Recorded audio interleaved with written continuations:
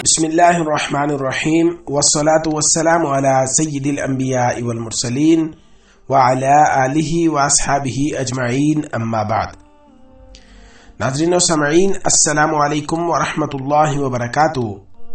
Islamic وظائف official ایک اور نئی ویڈیو کے ساتھ آپ کی خدمت میں حاضر ہے۔ ویڈیو کا باقاعدہ آغاز کرنے سے پہلے میں تمام دوستوں سے یہ گزارش کروں گا کہ ثواب کی نیت سے میرے ساتھ مل کر نماز والا درود شریف پڑھ لیجئے۔ بسم اللہ الرحمن الرحیم، اللہم صلی علی محمد وعلی آل محمد کما صلیت علی ابراہیم وعلی آل ابراہیم انکا حمید مجید، اللہم بارک علی محمد وعلی آل محمد کما بارکت علی ابراہیم وعلی آل ابراہیم انکا حمید مجید۔ الحمدللہ، اللہ رب العزت نے ہم پر اپنا خصوصی کرم، فضل اور احسان فرمایا کہ ہمیں آج زندگی کا ایک اور مبارک دن عطا فرمایا، اور آج کا یہ دن عطا فرما کر خصوصی طور پر ہمیں یہ موقع فراہم کیا کہ آج کے اس دن میں ہم زیادہ سے زیادہ اللہ رب العزت کی رضا اور خوشنودی والے اعمال کر کے اللہ کو راضی کر سکیں،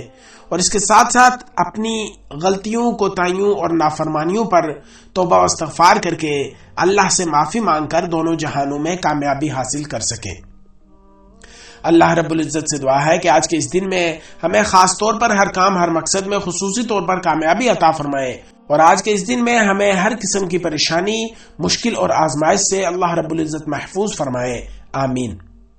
آج جمعۃ المبارک کا مبارک دن ہے، اور اس مبارک دن کے بارے میں حدیث میں بہت سے اس کے فضیلت اور اہمیت کے بارے میں حضور صلی اللہ علیہ وسلم کے فرمان ہیں، جن میں ایک فرمان یہ بھی ہے جس کا مفہوم کچھ اس طرح سے ہے کہ جمعۃ المبارک کے دن دو گھڑیاں ایسی ہیں کہ جن اوقات میں اللہ رب العزت بندے کی دعا کو قبول فرماتے ہیں۔ تو وہ دو اوقات کون سے ہیں؟ ایک جمعۃ المبارک کے خطبے کے درمیان، خطبے کا جب وقت ہے وہ وقت ہے، اور دوسرا وقت جمعۃ المبارک کے دن نماز عصر کے بعد کی گھڑی ہے۔ ویسے بھی نماز عصر اور نماز فجر کے بعد کا جو وقت ہے یہ بہت ہی زیادہ قیمتی ہے، جس کے بارے میں اللہ رب العزت کا فرمان ہے، حدیث قدسی ہے جس کا مفہوم کچھ اس طرح سے ہے کہ اے بندے، تو فجر اور عصر کی نماز کے بعد مجھے تھوڑی دیر کے لیے یاد کر لیا کر، میں درمیانی اوقات میں تیری کفایت کروں گا۔ تو جس شخص کی اللہ رب العزت جس کی کفایت کا وعدہ کر لے، اور اتنے سے کام میں کہ فجر کے بعد، فجر سے یعنی جو زوال کا وقت ہے، یعنی جو مکروہ وقت ہے، جس وقت میں ہم فجر کے بعد سے اشراق کے درمیان کا وقت، اس وقت میں اللہ رب العزت کی یاد پر اللہ رب العزت فجر سے عصر تک کے جو درمیانی وقت ہے، یعنی جو فجر کے بعد اللہ رب العزت کا ذکر کرتا ہے اور عصر کے بعد کرتا ہے، تو فجر سے عصر تک اللہ رب العزت اس کے معاون و مددگار ہوتے ہیں، اور عصر کے بعد کرتا ہے تو عصر سے دوبارہ فجر تک اللہ رب العزت اس کے معاون و مددگار ہوتے ہیں۔ تو جو کوئی شخص اگر فجر اور عصر کے بعد کے اس وقت کو قیمتی بنا کر اس میں اللہ رب العزت کا ذکر، اللہ رب العزت کی تسبیحات بیان کرنا شروع کر دے، تو اللہ پاک درمیانی اوقات میں اس کی مدد فرمائیں گے، تو اسے ہر کام، ہر مقصد میں خصوصی طور پر کامیابی عطا فرمائی جائے گی۔ اللہ رب العزت سے دعا ہے کہ اللہ پاک ہر وقت میں ہمیں اپنے ذکر میں مشغول رہنے کی توفیق عطا فرمائے، اور خاص طور پر ان دو اوقات میں خصوصی طور پر ہمیں اللہ رب العزت اپنے ذکر میں مشغول رہنے کی توفیق عطا فرمائے، آمین۔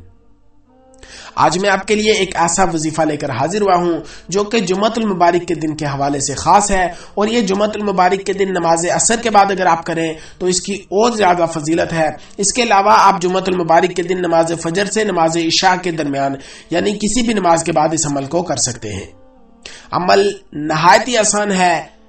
نہایت ہی آزمودہ عمل ہے، اور یہ عمل قرآن پاک پارہ نمبر 30 سورۃ الکوثر کا خاص عمل ہے۔ اس عمل میں آپ نے یعنی پورے دن میں نماز فجر سے نماز عشاء تک آپ نے سورۃ الکوثر کی تلاوت کرنی ہے، اور سورۃ الکوثر کو آپ نے 90 مرتبہ پڑھنا ہے۔ آپ چاہیں تو آپ ایک ہی وقت میں پڑھ سکتے ہیں، یعنی فجر کے بعد اگر آپ پڑھنا چاہیں تو فجر کے بعد پڑھ سکتے ہیں، نماز جمعہ کے بعد پڑھنا چاہیں تو نماز جمعہ کے بعد پڑھ سکتے ہیں، نماز عصر کے بعد پڑھنا چاہیں تو نماز عصر کے بعد پڑھ سکتے ہیں، اسی طرح نماز مغرب یا عشاء کے بعد پڑھنا چاہیں تو نماز مغرب یا عشاء کے بعد ایک ہی نشست میں پڑھ سکتے ہیں۔ لیکن اگر آپ کام کاج روزگار پر بھی آپ نے جانا ہے، آپ کے پاس اتنا وقت نہیں ہے کہ ایک ہی وقت میں آپ پڑھ سکیں، تو آپ نماز فجر کے بعد تھوڑی مقدار میں پڑھ لیں، اسی طرح نماز جمعہ کے بعد تھوڑی مقدار میں، عصر، مغرب، عشاء، پانچوں نمازوں کے بعد تھوڑی تھوڑی مقدار میں کر کے جمعۃ المبارک کے دن میں آپ نے 90 کی تعداد میں اس عمل کو مکمل کرنا ہے۔ آپ نے کرنا یہ ہے کہ نماز فجر اور نماز عصر کے بعد آپ اگر عمل کر رہے ہیں تو فوری طور پر اس عمل کو سٹارٹ کریں، اور اگر اس کے علاوہ نماز جمعہ، مغرب یا عشاء کے بعد اس عمل کو کر رہے ہیں، بے شک آپ ایک ہی وقت میں کر رہے ہیں یا تھوڑا تھوڑا کر کے نمازوں کے بعد کر رہے ہیں، تو بھی عمل سے پہلے نماز جمعہ، مغرب اور عشاء کے بعد عمل کرنے سے پہلے 2 رکعت نماز نفل صلاۃ الحاجت کی نیت سے لازمی پڑھیں، اور عصر اور فجر کے بعد فوری بعد آپ نے اسی طرح وہیں جائے نماز پر بیٹھ کر بنا کسی سے بات کیے، بنا اپنی جگہ سے اٹھے، ہر نماز کے بعد عمل آپ نے اس طرح سے کرنا ہے کہ وہیں جائے نماز پر بیٹھنا ہے، بنا کسی سے بات کیے، بنا اپنی جگہ سے اٹھے۔ اول آپ نے 11 مرتبہ درود ابراہیمی، نماز میں پڑھے جانے والا جو درود شریف ہے، 11 مرتبہ پڑھنا ہے۔ اس کے بعد آپ نے جس بھی مقدار میں، اگر تو آپ ایک ہی نشست میں پڑھ رہے ہیں تو 90 مرتبہ آپ نے سورۃ الکوثر کی تلاوت کرنی ہے، اور اگر آپ تھوڑا تھوڑا کر کے کسی ہر نماز کے بعد پڑھنا چاہ رہے ہیں تو تھوڑا تھوڑا کر کے جتنا آپ آسانی کے ساتھ پڑھ سکیں اتنی مقدار میں آپ نے سورۃ الکوثر کی تلاوت کرنی ہے۔ میں ایک مرتبہ پھر سے آپ کو بتاتا چلوں کہ آپ نے جمعۃ المبارک کے دن نماز فجر سے لے کر نماز عشاء تک ان نمازوں کے بعد کے اس درمیانی وقت میں سورۃ الکوثر کی 90 مرتبہ تلاوت کرنی ہے، اور اس سے پہلے اور اس کے آخر میں 11 مرتبہ آپ نے درود ابراہیمی پڑھنا ہے۔ اور جب یہ عمل پوری تعداد مکمل ہو جائے تو اس کے بعد خصوصی طور پر اللہ پاک کی بارگاہ میں ہاتھ اٹھا کر، جھولی پھیلا کر اپنی حاجات، اپنی ضروریات اور اپنی مشکلات کے حل کے لیے اللہ سے دعا کرنی ہے۔ انشاءاللہ اس مبارک وقت کی برکت سے، اس مبارک دن کی برکت سے اور اس مبارک عمل کی برکت سے اللہ پاک آپ کی دعا کو ضرور قبول فرمائیں گے۔ آپ کی جو بھی جائز حاجت، جو بھی جائز مراد اور جو دعا آپ کے دل میں ہو اور آپ چاہ رہے ہوں کہ اللہ پاک آپ کی اس دعا کو فوری قبول فرمائے اور آپ کے مسائل پریشانیوں کو حل فرمائے اور آپ کے جو بھی مقاصد ہیں ان میں آپ کو خصوصی طور پر کامیابی عطا فرمائے، تو آپ اس عمل کو لازمی سے کر لیں، انشاءاللہ آپ کو ضرور فائدہ ہوگا۔ اصل میں بات یہ ہے کہ ہم جس قدر یقین کے ساتھ عمل کریں گے اور جس قدر دھیان، توجہ کے ساتھ عمل کریں گے، اتنا ہی جلدی اور اتنا ہی زیادہ ہمیں اس سے فائدہ حاصل ہوگا۔ اس لیے آپ جب بھی کوئی بھی عمل کریں تو سب سے پہلے آپ نے یقین سے عمل کرنا ہے کہ میں یہ عمل کر رہا ہوں صرف اور صرف اللہ کی رضا کے لیے کر رہا ہوں، میں عمل کر رہا ہوں اللہ کی رضا کے لیے کر رہا ہوں۔ عمل پر آپ نے یہ نہیں رکھنا کہ اس عمل کی وجہ سے مجھے یہ چیز ملے گی، بلکہ آپ نے عمل کرنا ہے صرف اور صرف اللہ کی رضا کے لیے کرنا ہے، اور نیت یہ عمل کرتے ہوئے رکھنی ہے کہ یہ میں اللہ کا ذکر کر رہا ہوں۔ اب انسان جب اللہ کا ذکر کرتا ہے تو آقا کریم حضرت محمد مصطفیٰ صلی اللہ علیہ وسلم کا فرمان ہے کہ جو شخص اللہ کا ذکر کرتا ہے تو اسے اللہ کا قرب اور دھیان نصیب ہوتا ہے۔ تو جب ہمیں اللہ کا قرب اور دھیان اس ذکر کی بدولت نصیب ہوگا تو اس کے بعد جب ہم اللہ سے مانگیں گے تو ہمارا ویسے بھی یہ ایمان اور یہ یقین ہونا چاہیے، ہمارا یہ گمان، یہ نیت ہونی چاہیے کہ میں اللہ سے مانگ رہا ہوں اور اللہ مجھے ضرور عطا فرمائیں گے۔ ہماری نیت یہ ہونی چاہیے کہ میں جیسے ہی اللہ سے مانگ رہا ہوں اللہ مجھے فوری طور پر عطا فرمائیں گے۔ اس بارے میں بھی حدیث میں آتا ہے کہ اللہ سے اس یقین سے مانگو کہ میں اللہ سے جو مانگ رہا ہوں وہ اللہ مجھے فوری طور پر عطا فرمائیں گے، اور اس کے ساتھ ساتھ اللہ سے مانگتے ہوئے اللہ کی طرف پوری توجہ اور پورے دھیان سے اپنے آپ کو پیش کرو، پوری توجہ اور پورے دھیان سے اللہ سے مانگو تو اللہ پاک ضرور عطا فرمائیں گے۔ تو آپ نے ایک یہ کرنا ہے کہ جب بھی کوئی بھی عمل، کوئی بھی وظیفہ کرے تو اس کی نیت آپ کی یہ ہو کہ میں یہ اللہ کا ذکر کر رہا ہوں اور اللہ کی رضا اور اللہ کی خوشنودی اور اللہ کا قرب حاصل کرنے کے لیے یہ وظیفہ، یہ عمل میں کر رہا ہوں۔